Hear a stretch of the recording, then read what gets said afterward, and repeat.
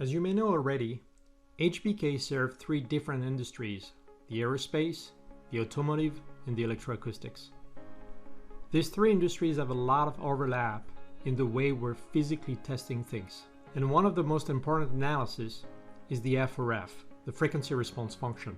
The frequency response function is an estimate of the ratio between an output, or a response, and an input, a stimulus. So typically in electroacoustics, the output is in Pascal and the input is in volts.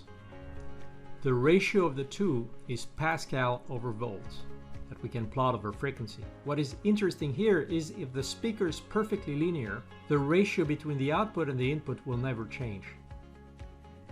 If I input 1 volt to my speaker, and if the speaker output 2 Pascal, the ratio between Pascal and volt will be 2 Pascal over volts. Now if I input 2 volt to the speaker, and if the speaker is perfectly linear, it will output 4 Pascal. The ratio between the output and the input is still 2 Pascal per volt. Another interesting thing about the FRF, it can also estimate the relative phase between the output and the input signal. The phase unit is in degrees and can be plotted over frequencies. So here's the test setup I'm going to use today. My DUT, or device under test, is a well-known planar magnetic headphone. I have also on my desk a high-frequency head simulator type 5128 that can measure like a human being up to 20 kHz.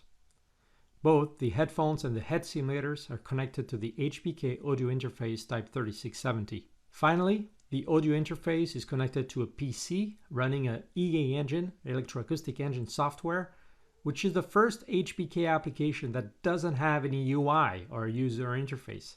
However, you can make your own application in MATLAB, Python, and Visual Studio, and you can use the simple EA Engine API to run the complete test system. Alright, let me give you a quick demo of this VB.NET application that interacts with the EA Engine via its API.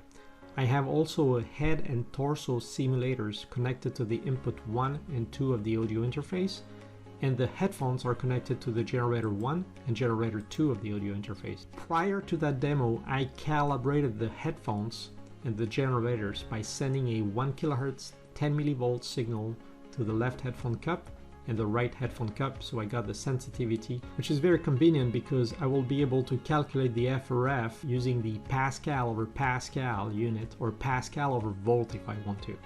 So now I just want to show you the type of test I'm going to do here. It's going to be a step sign test, and I'm going to use it in closed loop, meaning that the headphone is directly connected to the audio interface. I'm going to use the FRF, the frequency response function, and I'm going to turn off the distortion calculation on this test system here because I know the distortion is not very high on those headphones. Actually, distortion is very low. Additionally, I can specify what kind of unit I want to work with for my stimulus. So it can be Pascal again, or it can be volt. I'm going to use Pascal, and I'm going to try to reach 90 decibel for both headphone cup, and my stimulus will start at 20 kHz, stop at 100 Hz, use a R80 resolution, so the highest resolution possible, and each frequency step will have 12 cycles or 10 milliseconds, and I will not apply any equalization here.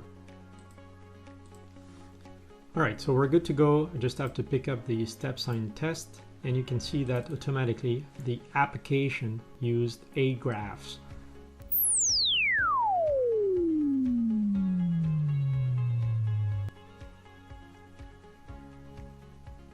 Alright, so it looks like we got some good data. The top two graphs show the sound pressure level over time, and the second row here shows the absolute response of the eardrum measuring dBSPL over frequencies. You can see that we reach 90 decibel for both headphone cups as expected, and you can notice also that the left headphone cup here has a little weakness around 7 kHz, a little drop here.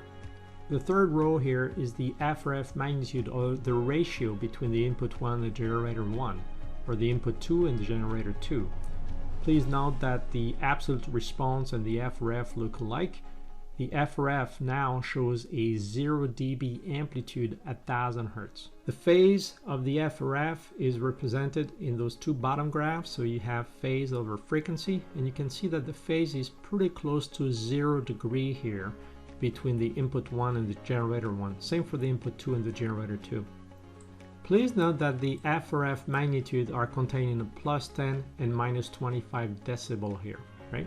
So what I want to do now is to change my reference level, and instead of using 90 dB, I'm going to use 80 dB, right? So I'm going to lower the level here and look at what happens with the FRF magnitude.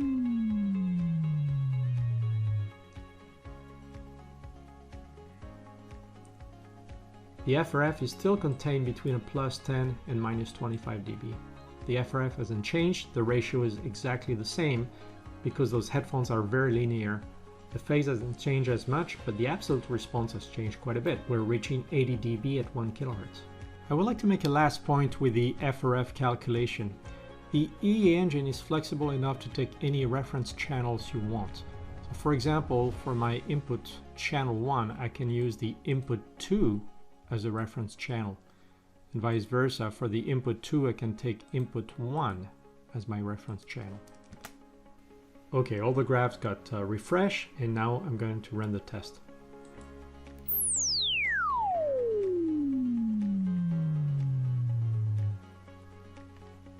Note that the absolute response hasn't changed. We reach 80 decibel at 1 kHz as expected for both headphone cup. But look at what happened to the FRF magnitude here. We're getting close to a 0 dB, meaning that the sensitivity of the headphones left and headphone right are identical up to a certain frequency. We still see the issue at 7 kHz we saw previously, so this is showing up well on the curve here. And please notice that the FRF magnitude on the input 1 and input 2 is reversed with the input 2 and input 1. And look at the phase now. The phase is very tight, between the left and right headphone cup, up to a certain frequency, up to the weakness we saw previously again. Thank you everyone for watching. I hope you appreciated this presentation. If you'd like to make your own electroacoustic application, feel free to contact your HBK representative. The EE Engine API is very simple to use and can help you developing R&D and end-of-line test. Thanks again.